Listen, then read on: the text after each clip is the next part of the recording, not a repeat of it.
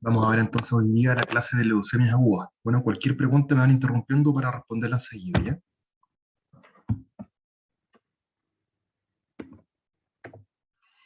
Bueno, antes que nada, este es el temario, ya a nivel de UNACOM. Estos son todos los temas que entran de hematología. Vamos a ver que varios de estos temas también están considerados para el temario de la prueba, ¿cierto? Teórica, también práctica, por supuesto, de anticomisión.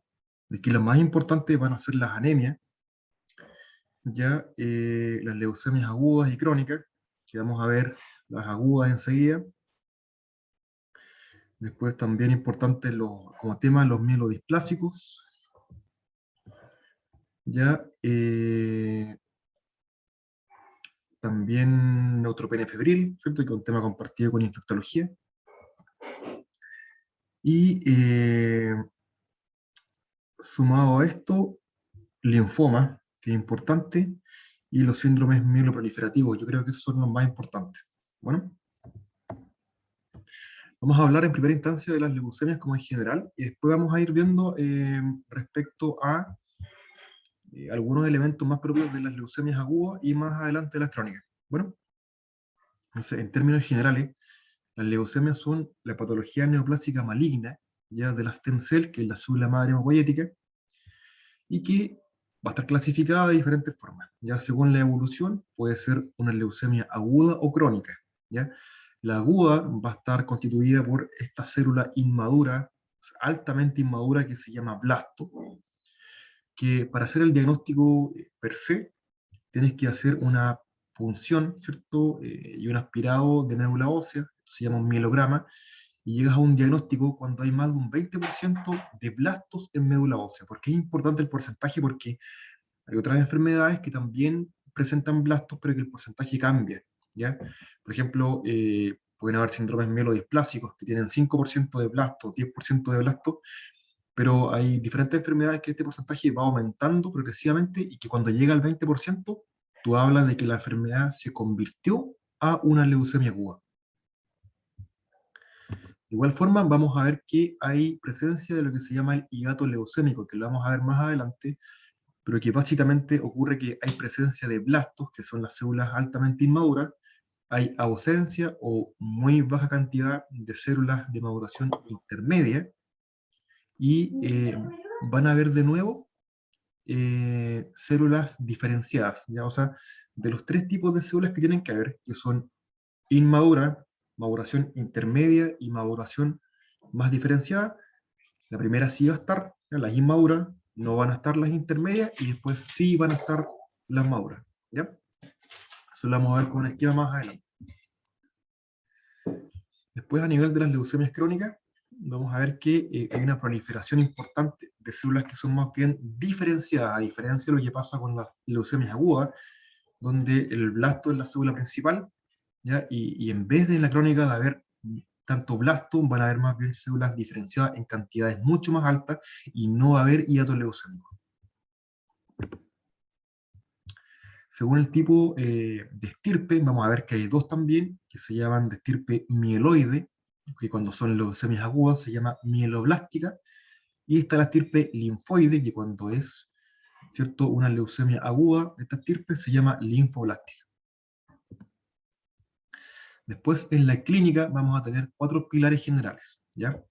El primero es uno de los más frecuentes y consiste en síntomas inespecíficos generales, que son, por ejemplo, astenia, adinamia, también síntomas B, que probablemente ya los han visto en otros cánceres que también están presentes, que pueden ser pérdida de peso de más del 10% en menos de 6 meses, fiebre mayor a 38 grados y sudoración nocturna. De igual forma, puede haber infiltración, ya que esto va a ser a diferentes órganos, pero lo más frecuente es que sea a nivel medular.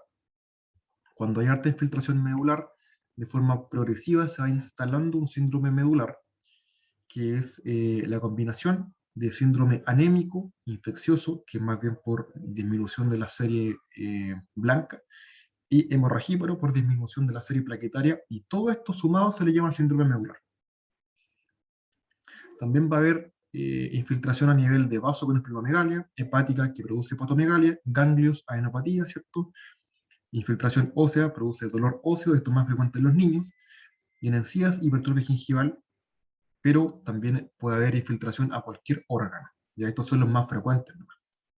También puede haber síndrome de hiperviscosidad. ¿Ya? Esto ocurre generalmente en leucemias más bien crónicas, que alcanzan recuentos de blancos mucho, mucho más elevados que las leucemias agudas. Estamos hablando, por ejemplo, de recuentos de 100.000 blancos, ¿ya? Y mientras más blancos hayan, más aumenta el componente sólido de la sangre y más probabilidad hay de que aparezca un síndrome de hiperviscosidad, porque aumenta la viscosidad de la sangre por aumento del componente sólido, ¿ya? También puede aparecer en otras enfermedades distintas, como por ejemplo mieloma, por producción de mucho anticuerpo monoclonal, ¿cierto? O también en la macroglobulinemia de Waldenström, que también es un ejemplo de enfermedad que puede cursar con síndrome de hiperviscosidad. También puede aparecer síndrome de lisis tumoral, esto es muy importante, hasta el 10% de las leucemias agudas lo presentan de forma espontánea, ¿ya? Y muchas otras leucemias lo presentan más adelante en el transcurso de la enfermedad, sobre todo al recibir tratamiento con quimioterapia, ¿ya? Y esto se produce básicamente cuando deben recordar que dentro de la célula hay diferentes compuestos que son, es importante saberlo, sobre todo van a haber ácido úrico, ¿cierto? Fósforo, potasio, y cuando ocurre el síndrome de lisis tumoral, ocurre que hay una destrucción masiva de una cantidad importante de células tumorales que liberan todos estos componentes del medio intracelular al extracelular. Cuando esto ocurre y se libera de forma masiva ácido úrico, potasio, ¿cierto? Fósforo, esto también hace que baje el calcio por aumento del fósforo, y todo esto puede producir alteraciones, por ejemplo, el aumento de la calemia de forma importante y abrupta puede llevar a que hayan arritmias cardíacas importantes de difícil manejo. Hablando un poco más en detalle del síndrome medular, vamos a ver que el síndrome anémico, ¿cierto? Per se, ya está conformado por tres pilares que son síntomas generales, síntomas del sistema nervioso central, ya en la clase de anemias, ¿cierto? Síntomas cardiovasculares como por ejemplo taquicardia, hipertensión, palpitaciones, ¿verdad? Son parte de elementos clínicos presentes en el síndrome anémico. Respecto al síndrome infeccioso, pueden haber infecciones que son de tipo bacteriano o viral. Ya las bacterianas son las más frecuentes y pueden ser una sepsis de foco pulmonar, abdominal, cutáneo, oral o anal, que son los más frecuentes.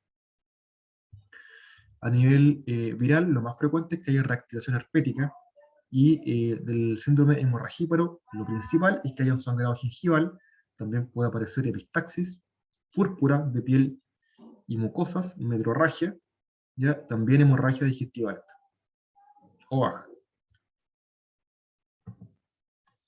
Respecto a la infiltración de diferentes órganos, vamos a ver que pueden aparecer infiltración inclusive en piel, esto se llama leucemías, infiltración ósea, esto es más frecuente en niños, y infiltración gingival. Hay algunos tipos de leucemia que dan más esto que otra, y eso lo vamos a ver más adelante. Esto, por supuesto, sumado a lo más importante que va a ser que va a haber compromiso a nivel de adenopatía, ¿verdad? Vaso, hígado. Estos que estamos viendo acá es lo menos frecuente, ¿verdad? Lo más frecuente es lo que les comenté antes, que son adenopatía, vaso, hígado. Respecto al síndrome de hiperviscosidad, tengo un par de palabras igual de esto. ¿Ya? Hasta un 5% de los pacientes con leucemias agudas la hacen, ¿ya? Un porcentaje que es bajo, pero hay que recordar que pueden aparecer. Presentan alteraciones del flujo sanguíneo. Generalmente aparece con recuentos de células de más de 100.000 unidades, ¿ya? Pero sí recordando que los linfocitos suelen ser células más pequeñas, entonces es menos frecuente que esto sea de estirpe más bien linfocítica. Sí recordar que de todas formas, si la leucemia es aguda, como el caso que estamos viendo ahora, los blastos pueden ser iguales en tamaño independiente de la estirpe, ¿ya? Entonces, en caso que sean por células inmaduras, sería indistinto el tipo de blasto que haya, ya sea de estirpe linfoblástica o mieloblástica. Pero van a ver que en las leucemias crónicas, como son células diferenciales que aparecen, el linfocito es generalmente más pequeño. no sé, en las leucemias crónicas, para que haya un síndrome de hiperviscosidad, ¿ya? En una leucemia, por ejemplo, linfocítica crónica, tiene que haber recuentos mucho más altos, estamos hablando de 400.000 blancos, por ejemplo, ¿ya? En cambio, cuando es de estirpe mieloide, requieren mucho menos. Ya las de estirpe mieloide pueden presentar ya con 100.000 hacia arriba, perfectamente. También puede haber enlentecimiento y aumento de resistencia a flujo sanguíneo, y esto produce síntomas en diferentes esferas, por ejemplo, sistema nervioso central, pueden haber cefaleas, vértigo, focalidad, ya pueden haber ACV inclusive por este motivo, alteración de conciencia, alteraciones visuales, puede haber menor agudeza visual, visión borrosa, puede haber sangrado de diferentes fuentes, epistaxis es una de ellas, a nivel respiratorio puede haber disnea y a nivel cardíaco puede gatillar, ¿cierto?, que descompense alguna insuficiencia cardíaca previa. Respecto eh, a los tipos, ¿cierto?, de leucemia, como ya les dije previamente, vamos a ver que hay de tipo aguda y crónica, y de estirpe mieloide y linfoide. ¿Ya? Vamos a ir viendo cada una de ellas a continuación, con más enfoque por ahora en las leucemias agudas. Entonces las leucemias agudas, ¿cierto?, van a ser mutaciones de las stem cell, donde van a haber activación de protoncogenes e inactivación de genes supresores tumorales, donde finalmente de todo este desbalance que hay, ¿ya? Este desbalance que es muy importante, ¿cierto?, como aparición de muchos tipos diferentes de cáncer, vamos a ver que lleva a esta célula muy mutada, muy aberrante, que es el blasto. Y el blasto se origina por diferentes tipos de factores a su vez que son biológicos, químicos y físicos, ¿ya? Los factores biológicos pueden ser diferentes, como por ejemplo algunos virus, como el HTLV1, virus Epstein-Barr y VIH, síndromes genéticos como síndrome de Down, Fanconi igual tiene más probabilidad de presentar leucemias agudas en el transcurso de la vida del paciente.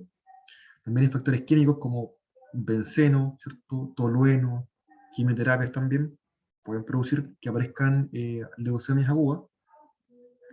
También factores físicos como las radiaciones ionizantes, que fue el caso sobre todo lo estudiado en Hiroshima y Nagasaki después de las bombas atómicas de la Segunda Guerra Mundial.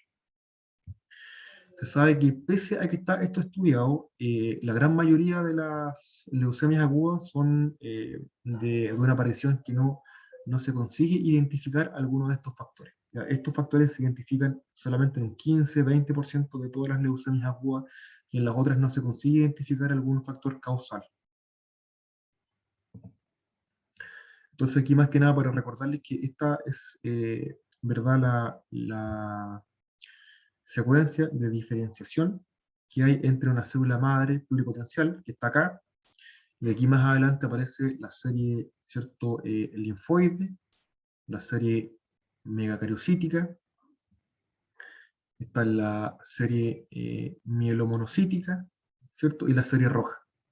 Entonces, el blasto es una alteración de esta célula, de la principal, ¿ya?, de la célula madre hemopoyética, y por esta alteración, con aumento de los genes, de los protoncogenes, y disminución de los genes supresores tumorales, se afecta esta célula finalmente, que es la que se convierte en blasto y adquiere características propias de una neoplasia maligna, ¿ya? Por ejemplo, como son tornarse una célula inmortal, ¿verdad?, con divisiones que son descontroladas, ¿ya?, y que no respeta ninguna forma de homeostasis, ¿ya?, ninguna forma de control de otros parámetros hormonales o locales, ¿ya?, de forma que se divide sin parar, invade diferentes órganos, y esto finalmente produce la muerte del paciente.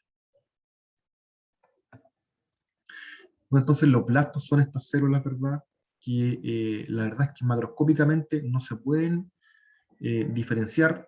A veces hay algunos elementos que permiten diferenciarla, pero generalmente no se diferencian bien entre si son estirpe mieloblástica, ¿cierto?, o linfoblástica. Entonces se pueden ver bastante similares en la microscopía óptica. Son células que son grandes, ¿verdad?, con un núcleo igual bastante grande, de una forma aberrante, ¿ya? Pueden haber múltiples morfologías, ¿ya? Y además tiene, en algunos casos específicos, ya de leucemias agudas de estirpe mieloblástica, estos bastones de Auer, que son estas líneas que se ven acá, que son cúmulos, ¿cierto? Y que se dan más que nada cuando las células blásticas son de estirpe más bien de granulocitos, y que son acumulaciones con vacuolas citotóxicas, ¿ya? Entonces, aquí uno podría aventurarse a decir que esto probablemente, ¿verdad?, va a corresponder a una estirpe mieloblástica y no linfoblástica, ¿ya? Por ejemplo. Pero para el resto de la diferenciación más fina se requiere siempre de estudio genético y de inmunofenotipo. Es decir, no basta la microscopía óptica en este caso, en los casos en general de las leucemias agudas. Bueno, ¿cuál va a ser la clínica de las leucemias agudas? Primero, recordar que el pilar, ¿cierto?, general va a estar bastante frecuentemente involucrado, van a ser frecuente encontrar actenia, dinámica, síntomas B, va a haber infiltración con síndrome medular que va a ser progresivo en su instalación, es decir, va a haber síndrome anémico, infeccioso y hemorragíparo cada vez más de más progresión y con más intensidad. Y después de ahí para abajo ya es todo más infrecuente. Pueden aparecer invasión hepática, de vaso, ¿verdad? También adenopatía, pero esto siempre va a ser del orden del 10, 15, tope 20%, y esto es bastante distinto entre pacientes, ¿ya? Entonces aquí lo más constante es la invasión a nivel medular. También a nivel de hiperviscosidad, recuerden, hasta un 5%, y igual poco frecuente que aparezca un síndrome de lisis tumoral de espontáneo, hasta el 10% de los pacientes pueden hacerlo en su debut, y más adelante muchos más pacientes con tratamiento.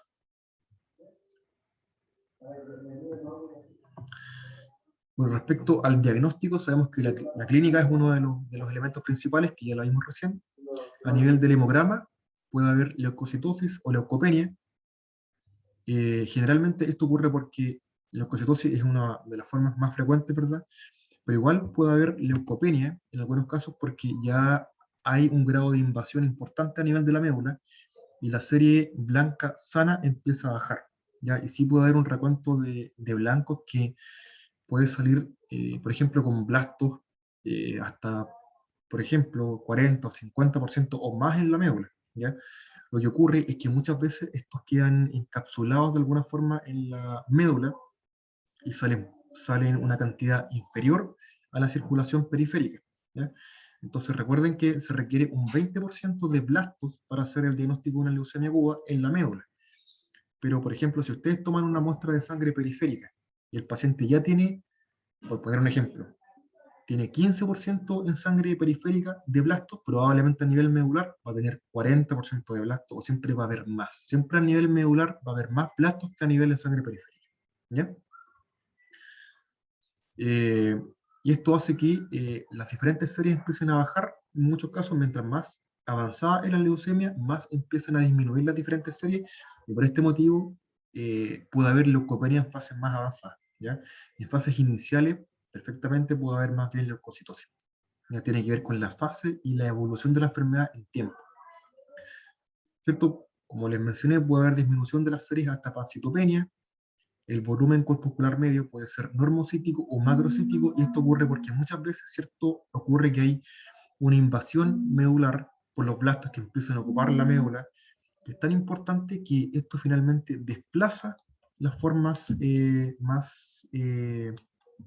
más inmaduras o con menos maduración de la médula, y son formas más grandes. Por ejemplo, los hematíes, la forma inmadura de los hematíes, que son los eritroblastos, son más grandes, ya tienen un tamaño más grande, y estos, al ser desplazados de la médula ósea, son medidos con un BCM más alto. Ya, por este motivo el BCM de los hematíes puede ser normal o macrocítico, ¿ya? Según si hay invasión que desplace las formas de más tamaño desde la médula hacia afuera. A nivel del frotis, como les comenté, puede haber blastos perfectamente en sangre periférica, y mientras más haya es peor, porque todavía más va a haber en la médula, ¿cierto? El hiato lo vamos a ver de inmediato. A nivel bioquímico va a haber liberación de LDH. También hay que evaluar constantemente que no aparezca un síndrome de lisis tumoral, y esto hay que descartarlo de forma activa, hay que pedir estos exámenes siempre, ¿ya? Y esto corresponde a la medición de calcio, fósforo, ácido úrico y potasio. ¿Cómo ustedes pueden hacer un diagnóstico de síndrome de lisis tumoral? Es sencillo, porque ustedes tienen que ir a considerar los niveles basales que hay de estos elementos, y cuando aumentan aproximadamente un 25%, los niveles de potasio, ácido úrico o fósforo, ¿cierto? Se aumentan en un 25%, o 20% según la parte que ustedes vean, van a ver que ahí, si se cumplen dos de esos, ahí ya ustedes llegan al diagnóstico, ¿ya? Por otra parte, si baja el calcio un 20%, ya ustedes pueden también considerarlo como uno de los criterios. Si suman dos de los que ya mencionamos, ustedes pueden decir que hay instalado un síndrome tumoral. Entonces acá, ¿cierto? El hiato leucémico va a ser de la siguiente forma. Hay una leucemia aguda instalada, por ende van a haber un aumento de blastos, ¿cierto? Que son células aberrantes que no debieran estar ahí. Van a haber blastos, ¿cierto? Acá, que van a estar presentes. Las formas intermedias celulares no van a estar o van a estar muy disminuidas. Y después sí van a haber formas maduras, por ejemplo, los neutrófilos segmentados, ¿ya?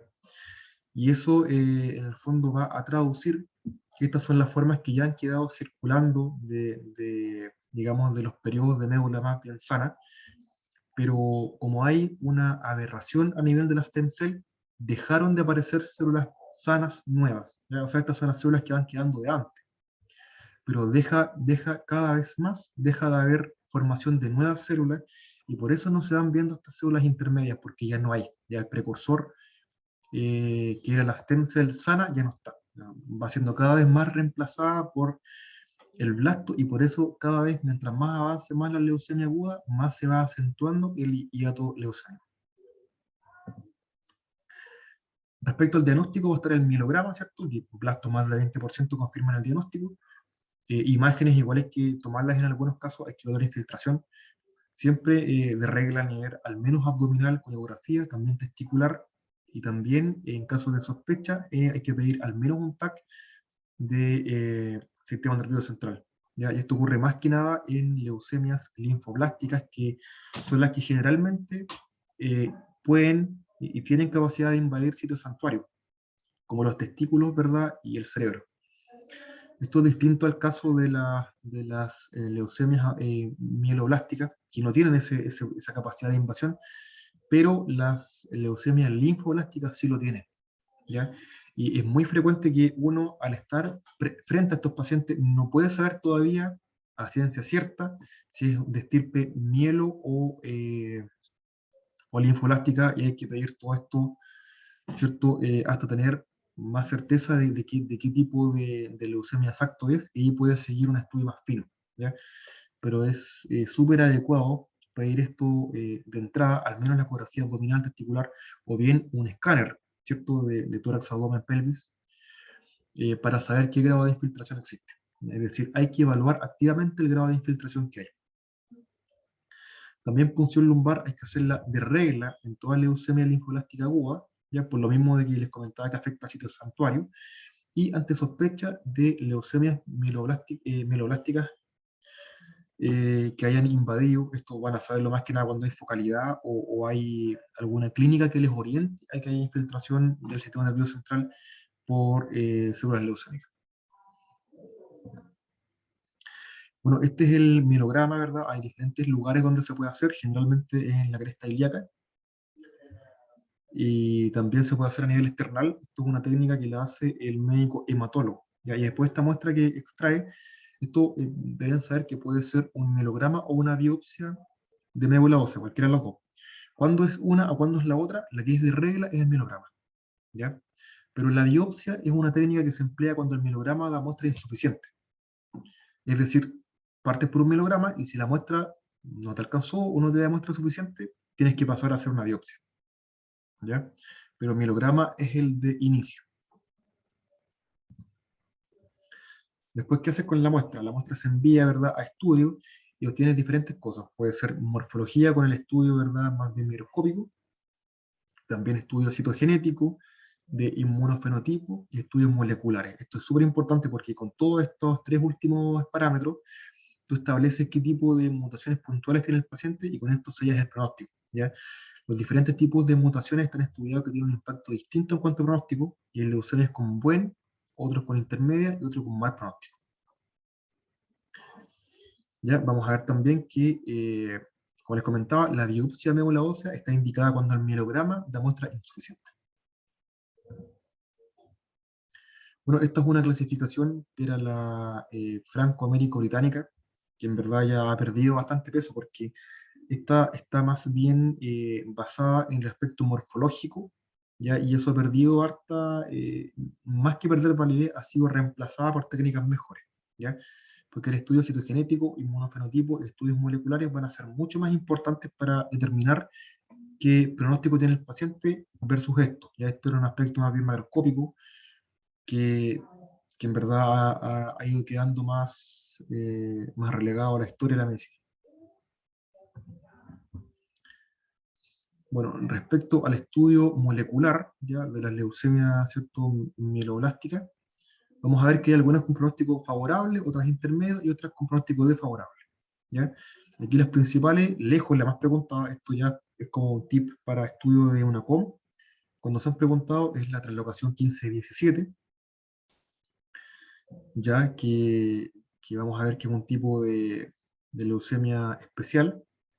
También hay otras como la translocación 8-21, la inversión 16, ¿cierto?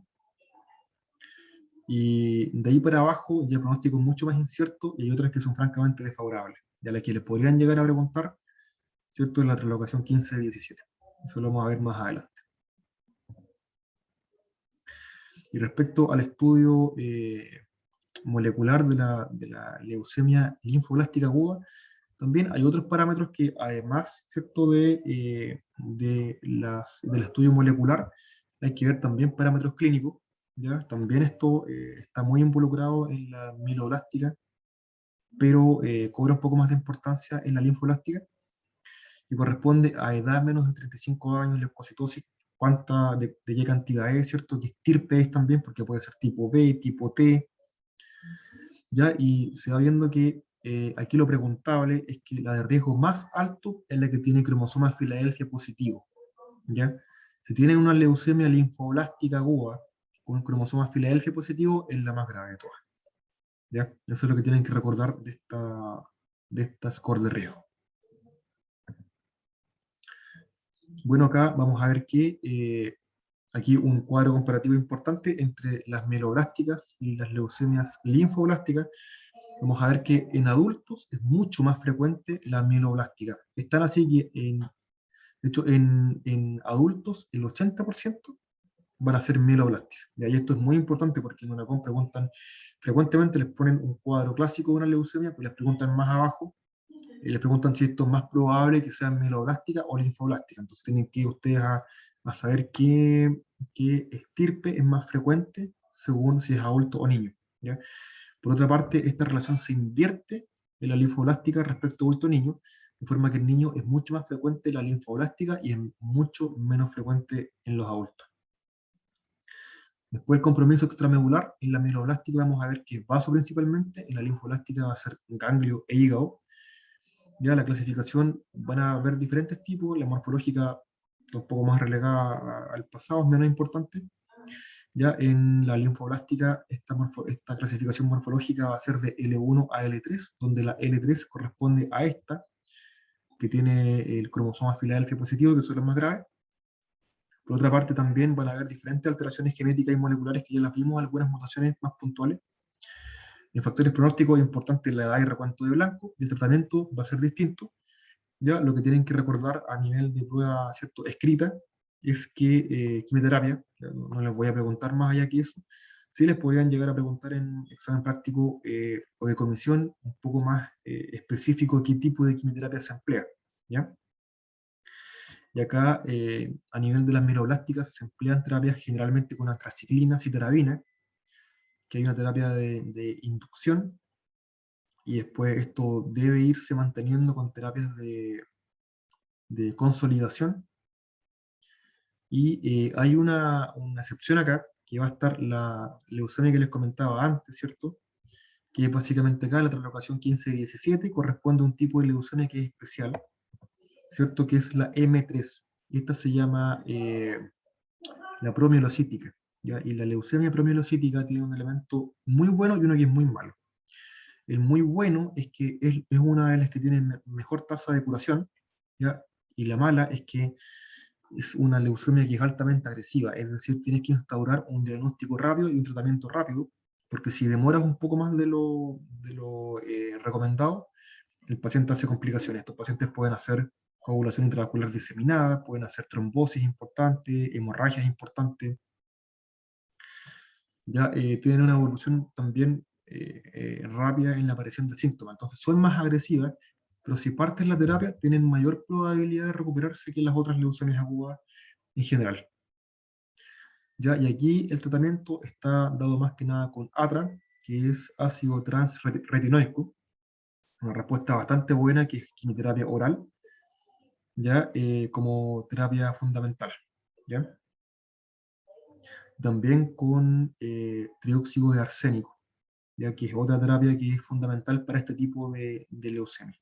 Y esto siempre va de la mano ya con pensar en recibir un trasplante de médula ósea, ¿ya? Después de toda la inducción, consolidación que requiere el tratamiento con quimioterapia, hay que pensar en hacer un trasplante de médula ósea. Generalmente en los tipos que no son M3 requieren sí o sí esta terapia para poder pensar en recuperación, ¿ya? Por otra parte, la linfoblástica es otro tipo de quimioterapia, son más bien con vincristina, prednisona, daunorubicina y L-asparraginasa, en algunos casos igual methotrexato, y también pensar en un trasplante de médula ósea para conseguir expresión. Vamos a hablar ahora brevemente ya de la leucemia mieloide crónica. Vamos a dejar la linfocítica crónica para cuando veamos linfomas, ¿ya? Que va un poco más de la mano con esa enfermedad, que son las enfermedades linfoproliferativas, ¿ya?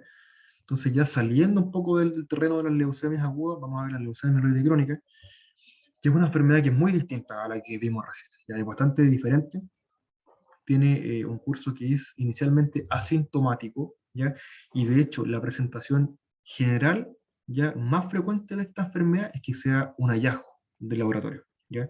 Es muy distinto a la otra que es muy florida en síntomas, ¿cierto? Grita mucho, es mucho más alarmante, donde en la UA recuerden que el paciente hace mucho compromiso del estado general, fiebre, baja de peso, ¿cierto? Síndrome medular, anemia. Este paciente, por otra parte, la leucemia mieloide crónica puede estar asintomático años, ¿ya? Y generalmente aparece más adelante un examen como de screening, un nivel, por ejemplo, no sé, 40.000 blancos. ¿Ya? Y de ahí en adelante se empieza a estudiar qué enfermedad tiene y sale generalmente una leucemia mieloide crónica. Ya, esto puede ser comprendido más bien como si la leucemia aguda es como el tumor maligno, ¿ya? De la stem cell, este es como el tumor benigno, ya es como un tumor que dura más tiempo, ya es menos grave, ya es menos sintomático, da más tiempo para reaccionar en general, ya. Y esto, bueno, es parte de los síndromes mieloproliferativos crónicos y causa, se sabe que el 90% se debe a la translocación 922, ya que que es un gen quimérico, ya se juntan dos genes, que es el gen BCR y ABL, y generan actividad tirosinquinasa, y esto se llama cromosoma Filadelfia. Este cromosoma, ¿verdad? Cuando está presente en esta enfermedad, eh, hasta el 90% produce esta condición, ¿ya? Así que hasta el 90% va a estar positivo en los exámenes moleculares. Bueno, respecto a la clínica, tiene tres fases, ¿ya? La fase crónica, la fase acelerada y la fase blástica. La fase crónica dura entre 2 a 6 años, ¿ya? Y es un hallazgo de laboratorio, puede ser perfectamente más tiempo, 7 años. Ya una fase acelerada, que esta dura meses, generalmente dura menos de un año, y aparecen síntomas constitucionales e infiltrativos. Ya pueden aparecer aquí. Lo más importante que aparece a nivel clínico, lejos, y lo más preguntable igual, es que aparece esplenomegalia. Ya, estos son pacientes que hacen esplenomegalia gigante. La esplenomegalia gigante corresponde a aquella en la cual el vaso ha pasado su cuadrante propio abdominal. O sea, ya deja de estar en el cuadrante superior izquierdo y puede pasar además a ocupar parte del mi abdomen derecho o mi abdomen inferior. Sale de su cuadrante, ya se llama esplenomegalia gigante, ¿ya? Y esta es la principal causa de esplenomegalia gigante. Más adelante aparece una fase blástica, donde el recuento de blastos empieza a aumentar cada vez más, en diferentes, ciertos meses va aumentando cada vez más, y finalmente llega una fase en la cual ya llega a un recuento de más de 20% de blastos en médula y ahí ya cambia y vira a una leucemia aguda per se y debe ser manejada como tal. ¿Ya? La fase acelerada es entonces una fase intermedia, ¿cierto?, de transición entre la fase crónica y la fase blástica, donde ya empiezan a aparecer más síntomas, pueden aparecer baja de peso, puede empezar a aparecer anemia, ¿cierto?, obesitopenia, y finalmente esto desemboca en la fase blástica. Uno de los exámenes aquí podemos ver hemogramas con leucocitosis muy marcadas de 30.000 a 300.000 leucocitos, aumento de formas también intermedias, y esto es súper característico, liberan muchos mielocitos, baciliformes, ¿verdad? Entonces ocurre lo opuesto a lo que pasaba antes. Recuerden que antes en las leucemias agudas, en el hiato leucémico, había ausencia prácticamente de formas intermedias, aquí es al revés. La leucemia mieloide crónica libera muchas formas intermedias y eso es categóricamente distinto a lo que pasa en la leucemia aguda. También se produce elevación no solamente de la serie blanca, sino que se elevan todas las series, ¿ya? Se elevan también las plaquetas y también los hematíes, ¿ya? Se eleva todo, no solamente los blancos. El tratamiento va a ser con inhibidores de tirosina quinasa, ¿ya? Donde hay hartos descritos, pero los principales van a ser, y que están disponibles en el hospital, son imatinib, dasatinib y nilotinib. Ahora algunas preguntas, estas son preguntas que son reales de una com, que han aparecido, así que vamos a revisarlas y para que ustedes planteen su respuesta y vamos a ver si tienen alguna pregunta, también me la aprovechen de decir al tiro. Por ejemplo, paciente de 50 años, consulta por dolor en hipocondrio izquierdo y fiebre recurrente, ¿ya? Cuando ustedes siguen leyendo, ven, siempre después que ven en una com, sobre todo un enunciado con un paciente con dolor en hipocondrio izquierdo, generalmente les van a hablar de que hay esplenomegalia, ¿ya? Y esplenomegalia, si le ponen importante, eso ya hay que pensar de inmediato que esto es una leucemia, ¿cierto?, mieloide crónica. Con ese enunciado ya tienen una parte importante de la respuesta. Después, el hemograma muestra hematolito en 39%, hemoglobina de 13, blancos de 43.000, con 95%, esto está copiado textual, ¿ya? Y venía con esta error, porque dice 95% de neutrófilos, 24% de baciliformes, obviamente no puede ser porque le da un porcentaje muy elevado, ¿cierto?, más del 100%, 5% de promielocitos, 1% de blastos y recuento de plaquetas de 460.000. Aquí lo más probable es, la verdad es que aquí por la clínica, ¿cierto?, de promegalia importante, por blancos elevados, ya por que hay formas intermedias y porque también están elevadas las plaquetas, aquí de forma, ¿cierto?, absoluta, la respuesta es una leucemia mieloide crónica. Acá un niño de 5 años presenta fiebre, dolor óseo y aparición de múltiples petequias en tórax y extremidades inferiores. El examen físico se ve pálido con esplenomegalia moderada y el diagnóstico más probable es, aquí es cierto, hay que pensar que lo que les contaba antes es que los niños hacen leucemias con dolor e invasión ósea, ¿ya? Entonces hay un niño que está pálido, ¿ya? Por ende hay que pensar que está anémico, ¿cierto?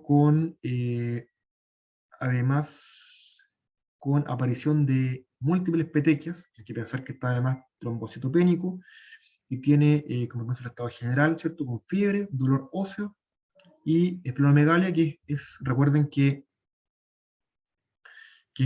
las leucemias agudas te pueden infiltrar diferentes órganos, y esto pueden ser vasos, ¿cierto? Pueden causar adenopatía o también hígado, ¿ya? Entonces, con esto aquí, lo más probable es que esto sea una leucemia. Y aquí les dan varias opciones porque pueden ser, ¿cierto? Aquí les plantean linfoblástica aguda, que es la respuesta correcta en este caso, y linfática crónica, la linfática crónica es opuesta, o sea, en general, para que recuerden, las leucemias crónicas son más bien del adulto, y el adulto, mientras más edad, más probable, ¿ya? Las leucemias crónicas no ocurren casi en niños, es anecdótico, es muy infrecuente, ¿ya? Aquí lo que podrían haberles preguntado es, por ejemplo, que pongan leucemia aguda mieloblástica o leucemia aguda linfoblástica. Entonces aquí tienen que recordar que como es niño, es linfoblástica, ¿ya? Que es la respuesta correcta. Y acá, ¿cuál es la segunda característica de las leucemias agudas? ¿Ya? Ahí hay que recordar que la célula característica es el blasto de una pregunta de conocimiento, no hay que hacer mucho juicio clínico, ¿cierto? Recuerden que la célula de red Sternberg es otro tipo, ¿cierto? Que son más bien de los síndromes del linfoproliferativo, del linfoma de Hodgkin. El plasmocito es la célula propia del mieloma, el mielomonocito, eso es otro tipo, ¿cierto? Que corresponde a la macroglobulinemia de Waldenström. Y las stem cell son células normales. ¿Ya? Entonces aquí sí o sí es el blasto. ¿Ya? Así que eso, básicamente, voy a interrumpir aquí un poco la grabación.